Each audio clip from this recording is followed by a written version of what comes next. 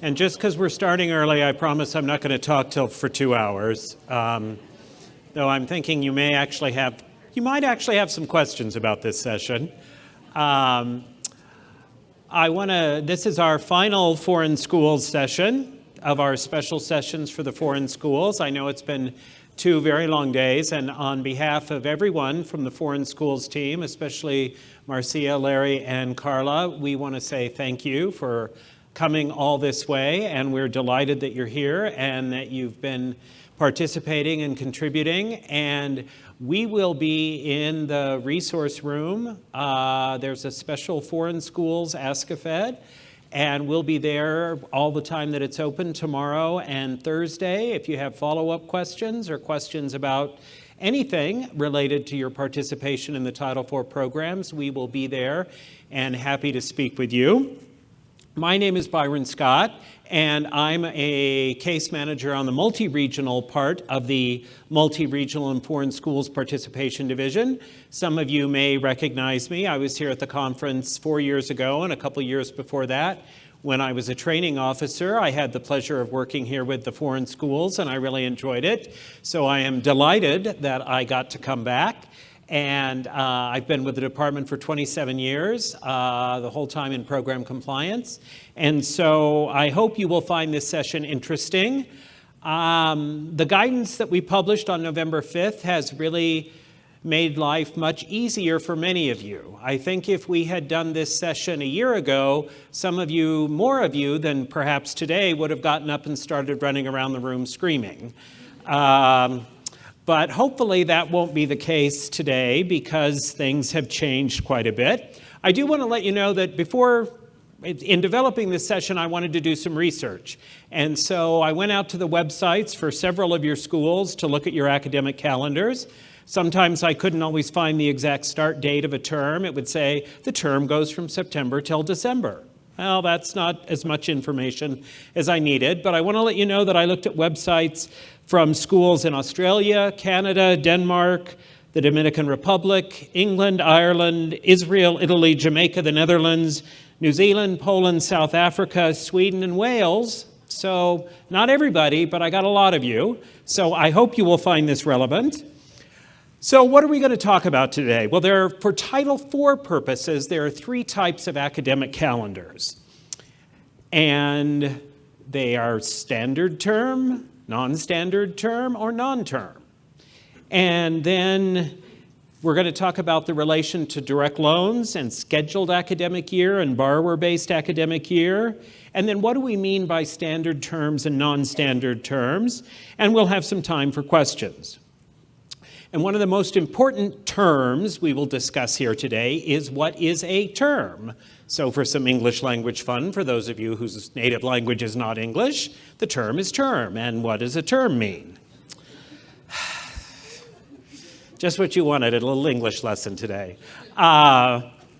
So we're going to jump right in and talk about how academic calendars impact direct loans. As I said, for Title IV purposes, there are 3 types of academic calendars. There are standard term, non-standard term, and non-term. And if you're non-term, are you clock hour or credit hour?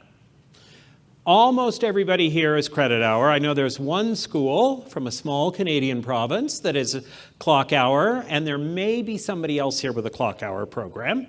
But we are going to go over some examples for that. So because what's really important here is knowing what a term is for this purpose. A term is a period in which all classes are scheduled to begin and end within a set time frame, and academic progress is measured in credit hours. Now, we're not going to get into a lot of detail about what a credit hour is, because they are very different overseas. For example, in the US, the standard is 30 credits or 36 semester credits or 36 credits in a year. But I know that in the UK, you might be earning 120 credits or points in a year. In Europe, you're earning ETCS, which might be 60 in a year. So we're not going to talk really about what a credit hour is. Now, classes don't need to last the entire length of the term. They could be a subset, a mini term, a module. But what this means is that teaching does not begin before the first official day of the term, and by the last day of the term, all the coursework and exams are finished. You can have modules within terms. What's really important is that you don't have overlapping terms. So now I know in the United Kingdom, there are terms that don't really connect to when classes start and end, in which case you may want to focus on your semesters, not the terms. Now, in general, a term is less than an academic year. Every eligible program has to have a defined academic year for Title IV purposes. And when I look at your websites in English, they talk about academic years. So it looks like that's a concept that's pretty standard all over the world. Now, in many cases, your normal academic year is going to fit nicely with what Title IV talks about for academic years. But it may just be you need to figure out how, for Title IV purposes, you can fit your university's academic year into one of our buckets.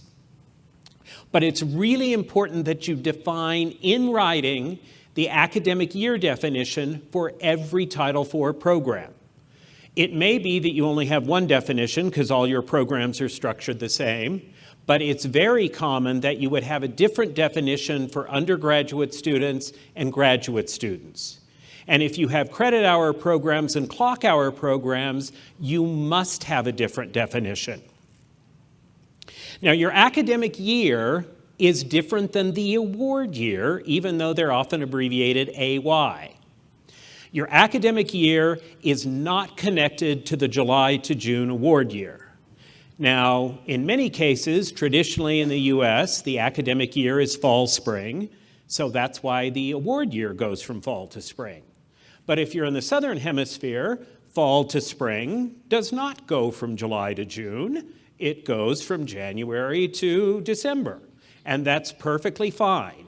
Your academic year definition is not connected to the award year definition, so don't feel like you have to fit it into July, June. Totally separate things. So this is the statutory, or maybe it's just regulatory, minimum for undergraduate students. So for programs that measure progress in clock hours, the minimum definition of an academic year is 900 clock hours and 26 weeks of instructional time. For programs that measure progress in semester or trimester credit hours, again, we're not really going to get into that, 30 weeks of instruction, 24 credits.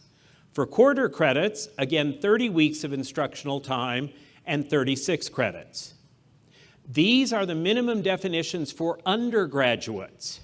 For graduate students, you could get rid of the final column.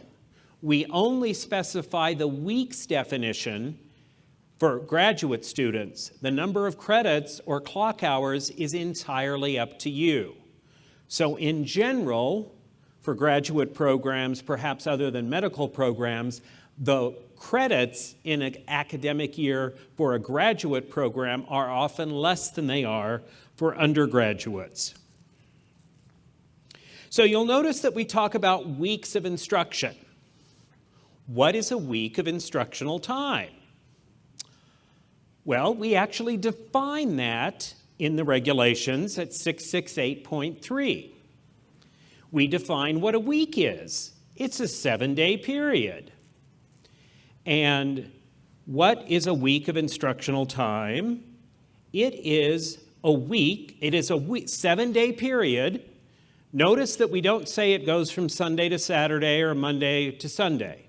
It's a 7-day period in which there is at least 1 day of regularly scheduled instruction or examinations, or after the last day of scheduled classes for a term, at least 1 day of study or preparation for final examinations occurs. A week does not include any vacation periods, homework, or periods of orientation or counseling. So for example, in looking at your websites, I found some schools have a freshers week. Well, if your Freshers Week has no instruction, it's not a week of instructional time. Now, to make your term standard, which is your goal, we have to count our weeks of instructional time. So how do we count that? Where did that go? Why did it just come up on my screen? And where did... Sorry.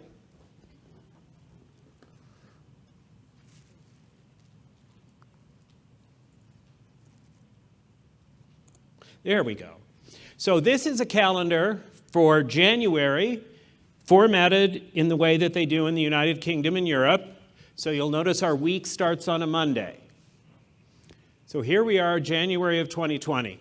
Let's say students come back for the winter, spring, second semester on Monday the 14th. Kind of the default setting for counting a week of instruction would be to start on Monday the 14th. So we'd go 1, 2, 3, 4, 5, 6, 7. There's a 7-day period, and there are 5 days of instruction if we go to school from Monday to Friday.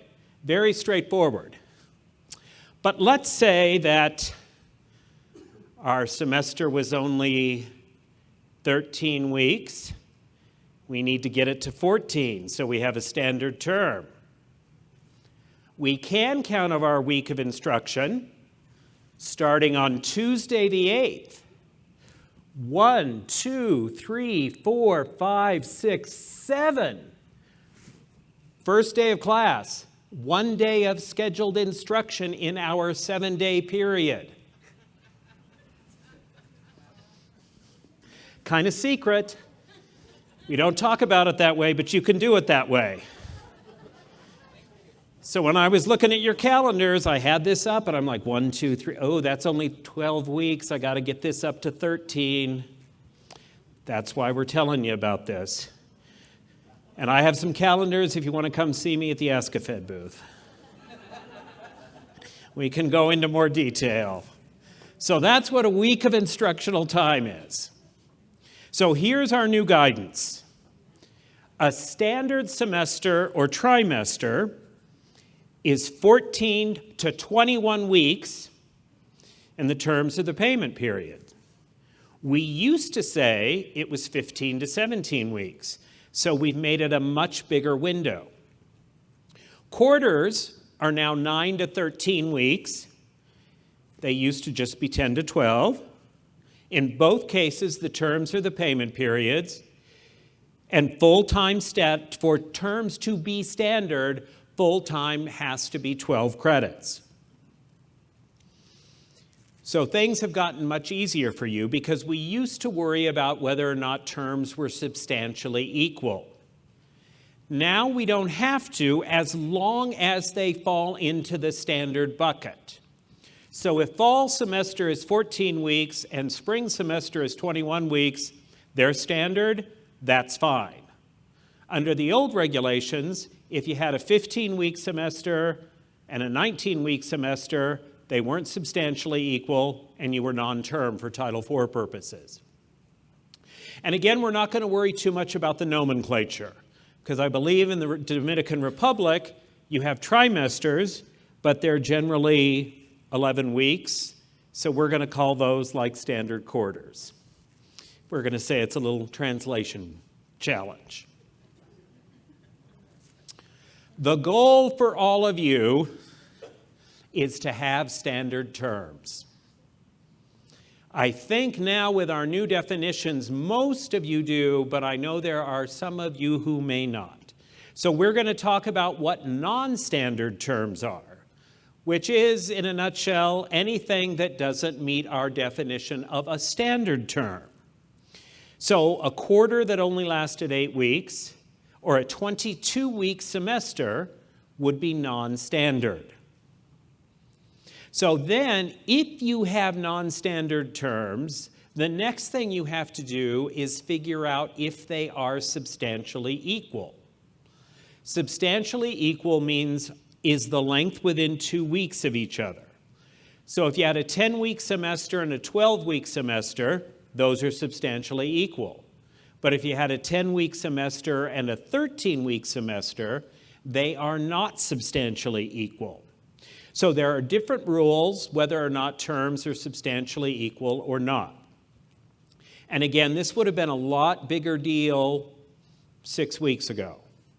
But because we've made the definitions of standard terms so much broader, hopefully there are fewer of you who have non-standard terms.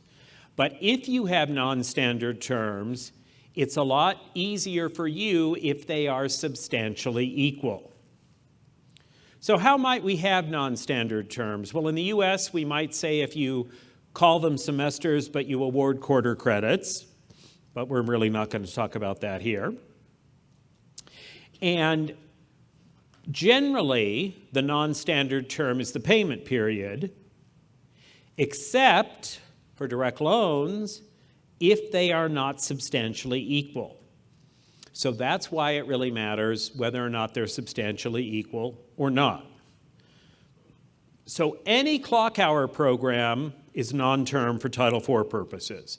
No matter what else you do at the university, you might charge them by semesters, but if it's clock hours for Title IV, it's non-term.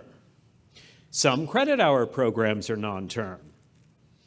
If you have non-standard terms that are not substantially equal, you have to operate as if you have no terms. If you have terms that overlap, you are automatically non-term for Title IV purposes. We're going to talk about overlapping terms in just a minute. So for non-term programs, the payment periods are determined by students completing half the hours, meaning half the credits or the clock hours, and half the weeks of the instructional time in the institution's definition of the payment period. And this would apply to programs that are, this just says if less than 1 academic year in length. It also applies to programs that are exactly 1 year in length.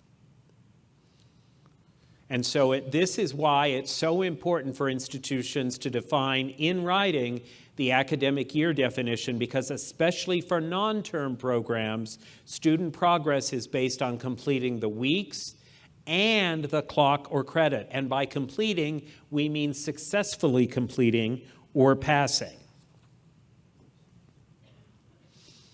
So now we're going to shift gears a little from the bigger picture of what academic years and terms are, and talk now a little bit more specifically about direct loans. Many of you may already be familiar with this, but we're going to talk about SAY, or Scheduled Academic Year, or BBA, Borrower-Based Academic Year. If you want more detail about this, you can find it in Volume 3, Chapter 5 of the handbook. In general, the SAY and the BBA are going to be the same as your academic year, but not always. So let's talk about what these are. Many of you probably operate under a scheduled academic year. Standard term programs can always use SAY. Non-standard terms that are substantially equal and at least 9 weeks, so this is an acronym we use in the handbook, SE9W, means substantially equal and at least 9 weeks, if they have a calendar tradition similar to a scheduled academic year. So scheduled academic year, think fall, spring. Or if you start in the spring, spring, summer, fall, for example. But basically, it's that kind of traditional academic year. And then the academic calendar establishes the year for direct loans. The scheduled academic year includes the normal terms that are in the defined academic year. And remember, a defined academic year, I visited schools in the United States who will say, my defined academic year is 24 credits in 2 semesters. No, it's not. It's how many weeks are in those 2 semesters. So if your scheduled academic year is 2 15-week semesters, then your academic year definition is 30 weeks and 24 credits, we will say, for example. Generally, summer is not part of the scheduled academic year unless it is required as part of your school's program. So in general, summer is an add-on either a header or a trailer.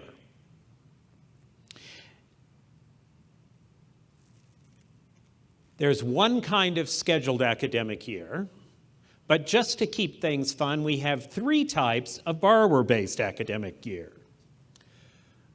Borrower-based academic year, or BBA1, is for credit hours using scheduled academic years with standard terms or non-standard terms that are substantially equal and at least 9 weeks.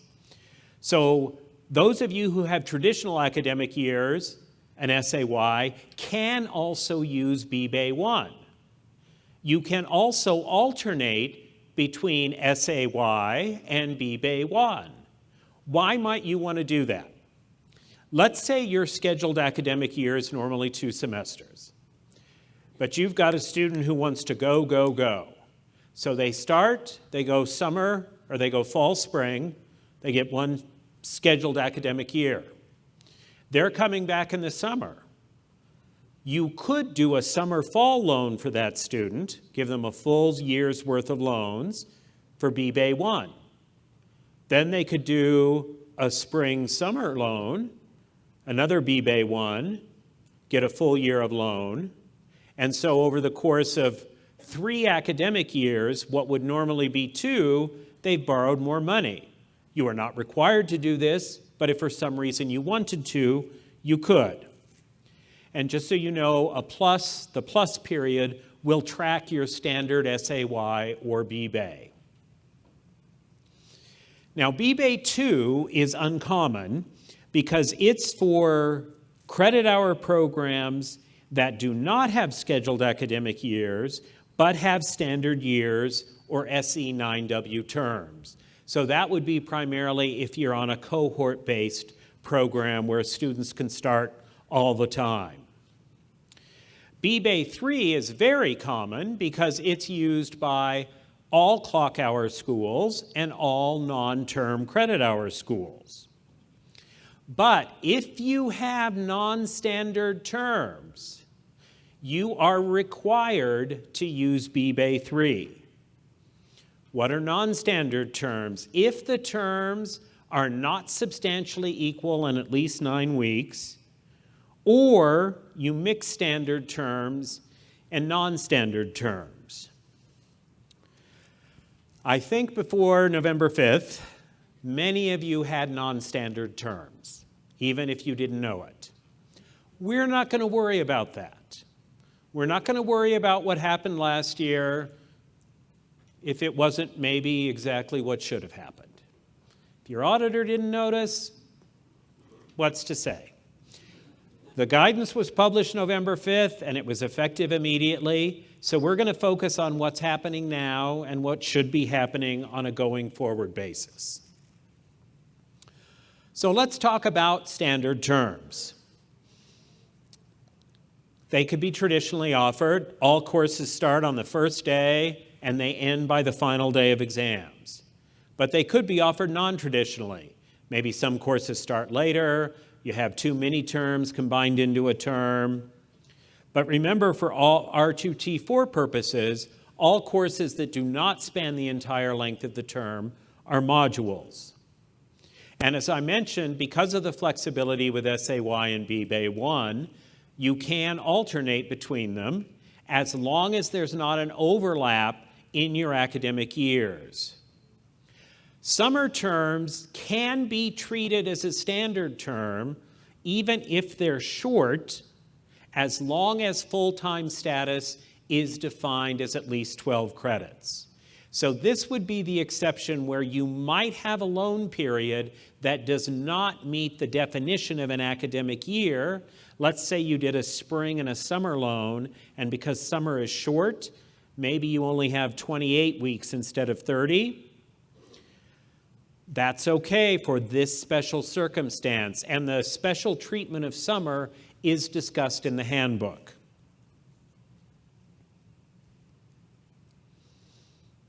So let's think about a class in an academic program where the class starts before the start of the regular term, or maybe it finishes after the end of a standard term. In general, under the new guidance, if it falls out of the definition of the non-standard term, because we've made that so much bigger, it's going to turn the number of terms non-standard. If you have a lot of courses that don't fit within the term dates, you probably need to redefine your defined term dates. So as I said, we're going to talk about overlapping terms. You want to avoid these, because if you have terms that overlap, meaning maybe semesters, not terms in the British English way, we're focusing on when coursework starts and when it ends, or when the exams end. That's what we mean by terms in this case. So if it's easier for you to think about it in semesters, that's fine. But if within a program, I'm in my fall semester, and Susan starts her spring semester before I finish fall, those terms overlap, and the entire program is non-term for everyone, which means your terms are no longer payment periods, and you have to follow the rules for non-term programs.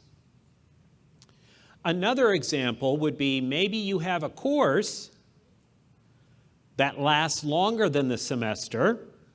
So in this example, we've got a math class, starts at the beginning of the fall term. Every other course in the program ends at the end of the semester, but math has an extra 2-week bonus time, and it crosses over before and continues until the spring semester starts. That turns the entire program non-term for Title IV purposes. So you really want to watch out and check your calendars carefully to make sure you don't have overlapping terms within a program. So if the grad students have a different calendar and the grad student semester crosses over the undergraduates, as long as nobody's taking courses across them, no problem. Or if the med school has a different calendar than the vet school, but nobody's taking courses across them, that doesn't matter. What matters is students within the same program.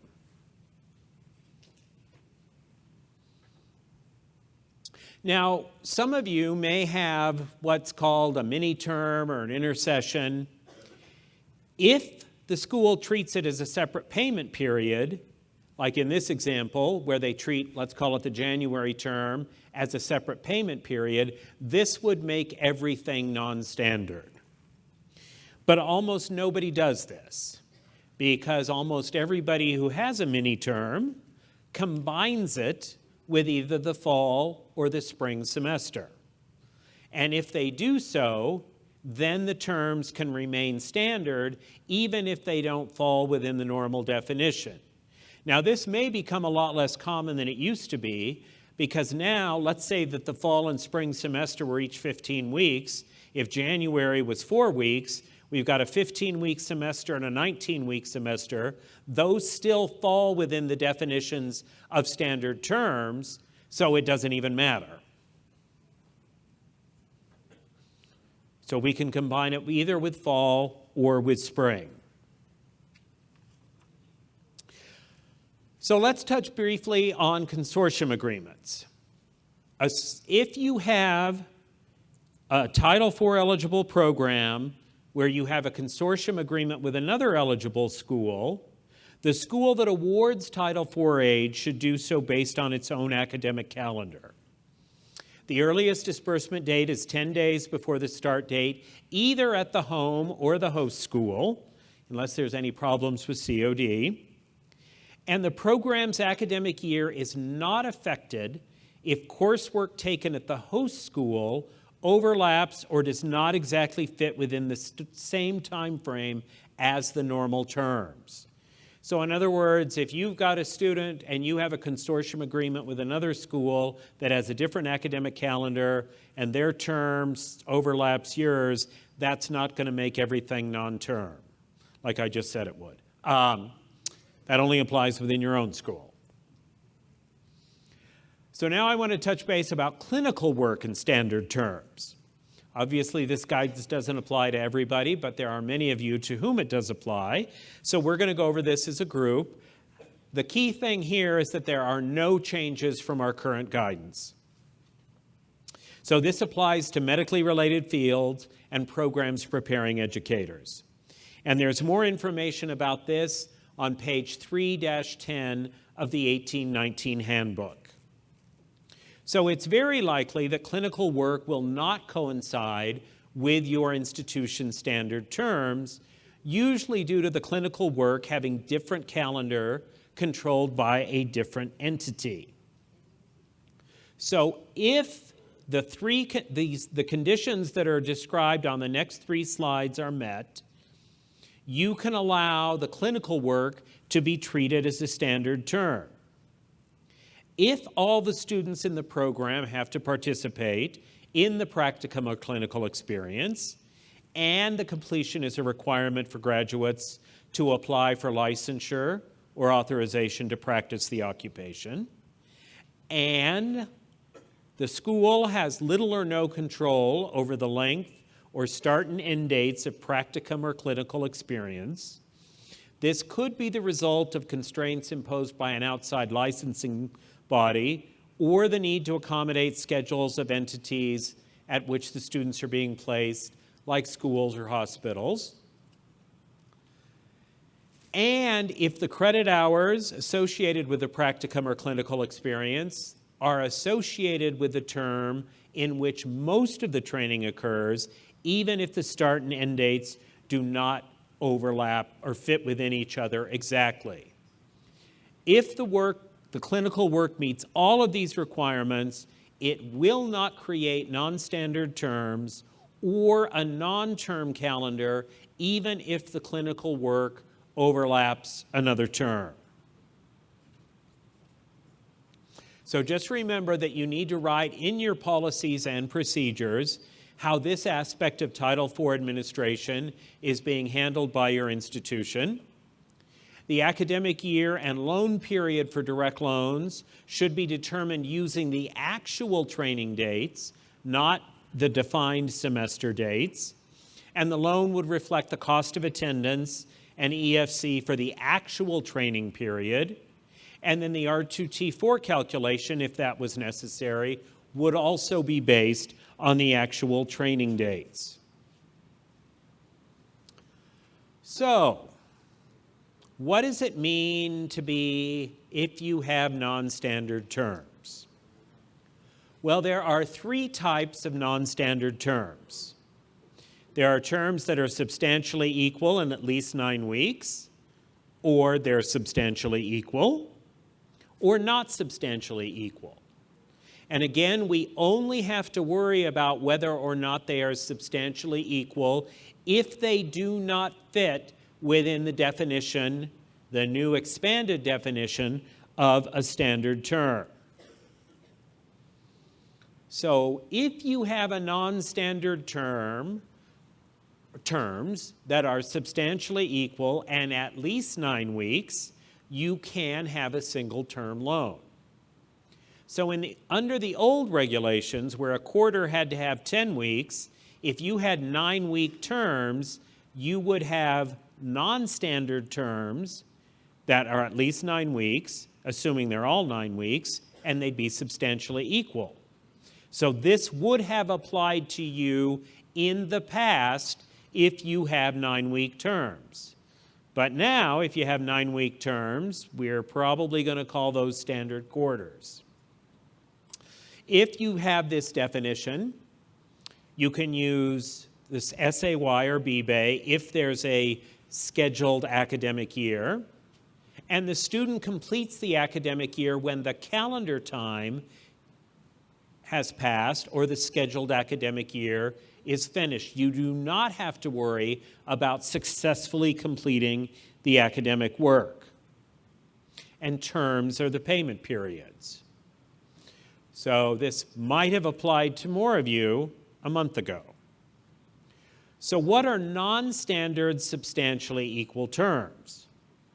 Let's say those would be 8-week terms. If all of your terms were 8 weeks, they're substantially equal, but they're not at least 9 weeks.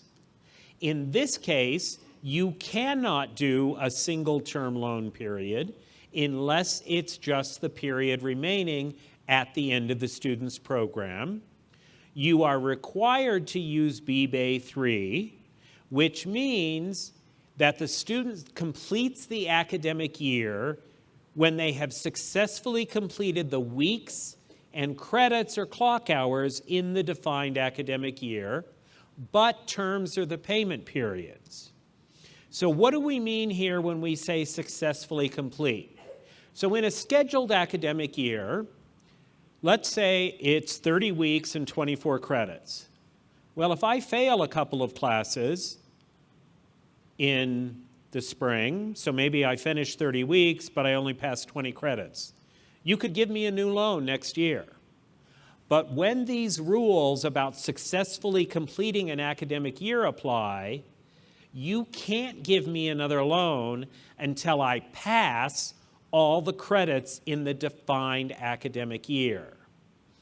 So I've got to successfully complete the credits and the weeks. And this is going to come into play here when we talk about non-standard terms that are not substantially equal. So if you have a 13-week semester and an 18-week semester, you have one standard term, the 18-week semester, but the 13-week semester is non-standard. Therefore, because it's 13 and 18, they're not substantially equal, which means you have to use BBay 3. So there are some English universities that are here that I think this applies to. So you may want to sit down with a calendar and just see how creative you can be with the fall semester. Because I couldn't get it up to 14 weeks the way I was counting. And if you're not, then you have to follow the rules for non-standard terms, which would mean a student cannot get a second disbursement until they successfully complete half the weeks of instruction in the defined academic year and half the credits. So what does that mean? If you have a 13-week semester and an 18-week semester, if you define your academic year as 30 weeks, they've got to finish 15 weeks and half the credits. Now, I also know the reason I'm here is because I got involved in conversations with some English universities this summer, and the foreign schools team said, "Hey, Byron, why don't you come and talk to everybody about this?" And here I am, brightening everybody's day. So the other challenge I know for some of you is in England, you don't get credits until the end of the year. We might talk about that separately. Maybe we'll have a little English school, conversation. There is a workaround for that that's actually specified in the handbook. So that's a soluble problem. And a student couldn't get another loan unless they successfully complete the weeks and the credits in your defined academic year. So if these rules apply to you and somebody comes over from the US and I'm a freshman, woo, I'm in London, and I don't have a very good fall, you can't make a spring disbursement until I finish the credits associated with half the academic year. Okay, that's good news. So what does it mean if I have to follow the rules for a non-term calendar? It's really important that you define the academic year because the payment periods aren't your terms, they're based on the academic year definition. And this is slightly different than the academic year when we're talking about SAY and BBay.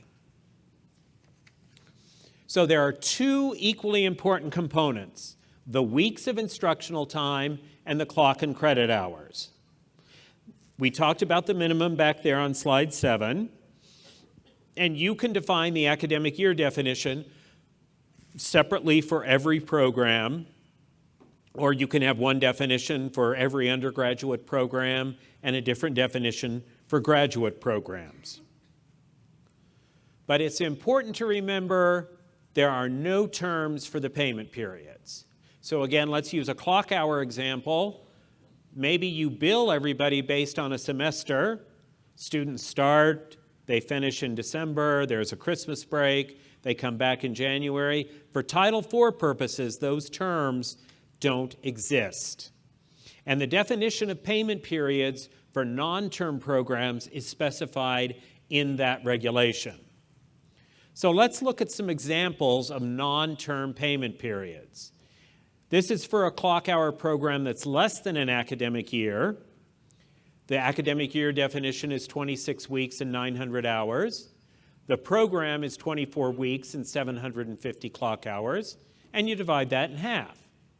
So after the student successfully completes 12 weeks and 375 clock hours, they're ready for a second disbursement. So in an example like this, let's say the student misses some school and it takes him 14 weeks to finish 375 hours. You can't make a second disbursement until they successfully complete 365 hours. This slide has some typos on it, I have to admit. So it should say the program length is 30 weeks, not 26. And then the payment periods would be 15 weeks each. This is for a program that is exactly 1 year in length, or if it was 2 years or 3 years. And in this case, the payment period, again, this should be 30 weeks in the program and 24 credits. So each payment period would be 15 weeks and 12 credit hours. And again, they would need to successfully complete all of that in order to get a second disbursement. If a program is longer than 1 year but less than 2 academic years, in this example, we have an academic year that's defined as 30 weeks and 36 quarter credits, and the program's 40 weeks and 50 quarter credits. We divide the year in half, so the first academic year in the program is 2 payment periods, exactly 15 weeks and 18 quarters. And then the period that remains, because it's less than half an academic year, is 1 payment period. Even though it's 1 payment period, you might be required to make multiple disbursements of a direct loan unless you are eligible for the single disbursement. And remember, for a program, for a payment period, a period that remains to be longer than half an academic year, it has to be longer in both credits and in weeks. So in this example, where we have a 40-week program and 1,500 clock hours, after our first academic year of 26 weeks and 900 clock hours, we have 14 weeks and 600 hours that remain. Both the weeks and the hours are longer than half an academic year, and so we divide that in half. And in this program, there are 4 payment periods. And remember, in order to be eligible for each new disbursement, the student must successfully complete the clock hours or credits in the payment period, as well as the weeks of instructional time. Also, it's important to remember that in a non-term environment, there are never more than 2 payment periods in an academic year. So if you had an 8-week term and a 12-week term and a 15-week term, that 8-week term is non-standard, so the whole program's non-standard, which means you have to follow the non-term, and it's not at least 9 weeks, because we have 8, 12, and 15. Even though you might be billing people 3 different times, for Title IV purposes, you would only have 2 payment periods. So if the non-term rules apply to you, just a final reminder that for direct loan purposes, you have to use BBA 3, which means the minimum loan period is the lesser of the defined academic year, or the length of the program, or the remaining portion of the program. There's no such thing as a single term only loan, and payment periods are driven by the student's successful completion of both the weeks of instructional time and the credit or clock hours in the program. So I've got the link here to the electronic announcement. How many of you have read this already? Great. I'm thinking some of you might be reading this tonight or very soon, maybe on the shuttle. It's pretty short.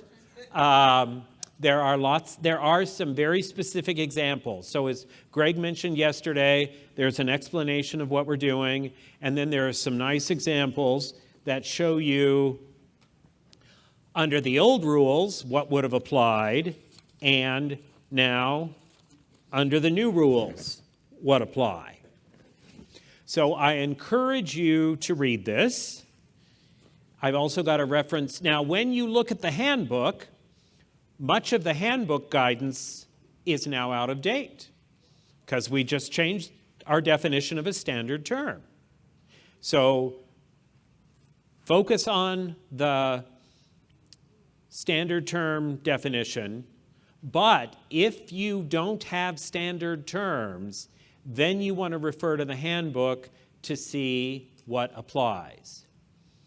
And I don't know how shocking some of this is to some of you, but if it is shocking, now it's time for questions. And also then, I would be happy to sit down with you privately, at the Ask a Fed booth or make an appointment and kind of go over your calendar specifically and count out weeks with you and see what the options are. So does anybody have any questions? Really? Because I've had many long email conversations with a few of you, I think. Yes, up here.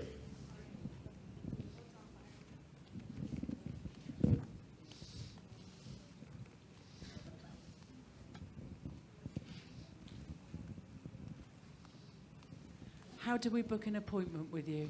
Pardon? How do we book an appointment? Just come up and see me. Can I be first?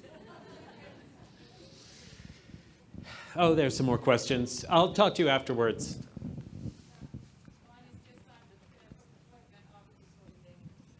Pardon?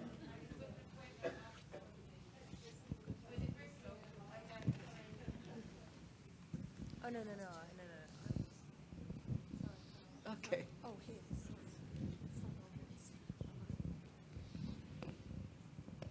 Hi. So in Canada, we tend to do like fall-winter terms, but our winter term would be the equivalent of your spring. So just so you know where I'm at if I'm using the wrong term analogy. So fall-winter is mandatory. We are a school that spring and summer duration is not mandatory, but many students do take courses in spring, summer. But they're not like the duration itself, I think would be considered standard, but the courses are all over the place, and there can be large gaps in between. A student can achieve a full credit. We also don't do like these really large number of credits, right? Like the maximum you're gonna get in a fall winter term is five credits. So Are you grad school? No, that's Okay. our undergrad, yeah. But a student can take, like it's almost a compressed course, they can achieve an entire full credit in 5 days. And then maybe not have another course for 4 or 5 weeks, and then have another half credit. They're still achieving 1.5 credits over that term, which makes them full-time. How would we deal with that? Well, for your spring, summer, how long are each of them? Well, the spring summer would run from May 1 until September 1st. Okay, That term. so right? it's combined, I mean, so it's not a discrete spring and summer, it's called spring, summer, but it's one Yeah, thing? Yeah, and some of the courses, well, I mean, technically they list them in the calendar as a summer course or a spring course, but it's really one term, and often they'll overlap, like a, So what you would want to do for Title IV purposes is combine spring, summer, and call it summer. And there's a lot of examples in the handbook about different things you can do in summer. So the fact that I could go for 5 days, nothing for 4 weeks, and then another week, that's perfectly fine. The minimum loan period, once you combine it, the loan period that includes summer is the entire summer, because that's the minimum loan period is a term. And because we're going to combine it, as long as full-time status is at least 12 credits. Now, I will say I picked the Canadian university, should have looked at your calendar, because the ones I looked at, it looked like full-time status was 12 credits, like it is in the US. So never mind, not quite as prepared as I'd hoped. But as long as your full-time status definition is the same as it is in the fall and the spring, then you're fine with some. Basically, it's kind of like as long as full-time status, and I'm going to use our definition, is at least 12 credits in the summer, you have a lot of flexibility with the length. And fortunately, in the handbook, there really are quite a few examples about that, because many American universities that have summer would have it. They're shorter, they're combined. There's a lot of, and some of it you could read about is in the Pell section, because some of it has to do with whether or not it's a crossover term for Pell, which obviously doesn't apply to you. But in terms of just reading some examples, you might want to refer to that. The other thing I will mention, though, is that for direct loan purposes, as long as the term overlaps June 30th to July 1st, it's a crossover term or loan period for Title IV purposes, and you can award from either award year, even if the student's individual classes do not cross the award year boundary. Yes. so you're saying we could give them more money, because we could award them money from the 20 year, but also the 21 year? So let's take an example. I'll see if I can, need to draw on something, but I hope you all know you can do 2 loans from one FAFSA. Okay, so let's say we're going to go back to that example I gave of where you have a standard academic year, and then you're going to switch and go to a B-Bay, or maybe you always use B-Bay. So we have a fall-spring loan. We're going to say fall of 19, spring or winter of 20. Off the 1920 FAFSA. Then my spring summer or summer term starts May 15th of 2020, and it goes through August 15th of 2020. Summer is a crossover for direct loan purposes because it crosses the award year boundary. So let's say I did my standard academic year, B-Bay 1. Now this student's motivated, I'm coming back. I'm going to do a loan for her that goes summer, fall.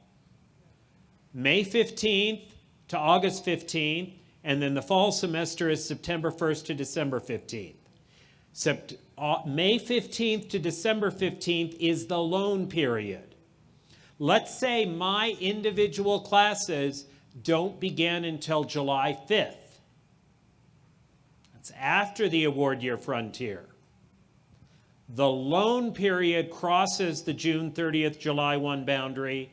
Therefore, you could do that summer fall loan from the 1920 FAFSA. So for many of you, because you're not dealing with Pell, you may find it easier, especially if you have students who are going continuously, you may find it easier to do 2 loans off of one FAFSA. The only thing, though, to keep in mind is that then it's going to take you longer to close out the award year for direct loan. But that's part of the reason that for direct loans, like we've started, well, we're in the 1920 year.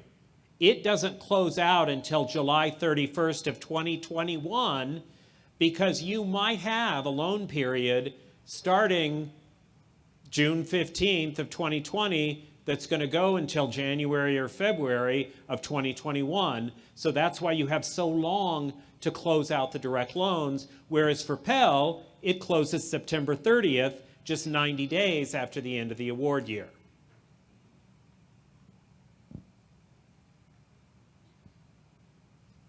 Other questions? It's kind of good to have this late in the day, like I'm too tired to deal with this now.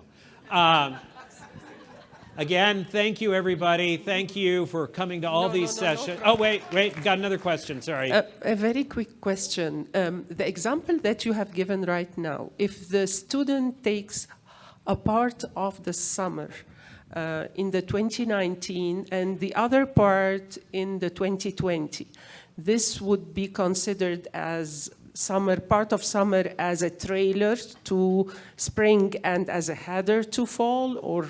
If you combine summer into one term, if you have multiple chunks like in her example, and most schools will combine, a lot of schools in the US will have like mini terms. There'll be summer 1, summer 2, or spring, summer. Assuming you combine those, it's one term. You can't stop a loan period June 30th and start a new one July 1st. So that's what I mean about like the award year frontier in that case isn't something you worry about. So if you combine summer, you have to assign it to one year or the other. Okay. Any other questions? Great, thank you everybody. Enjoy the rest of the conference and enjoy your time in Reno.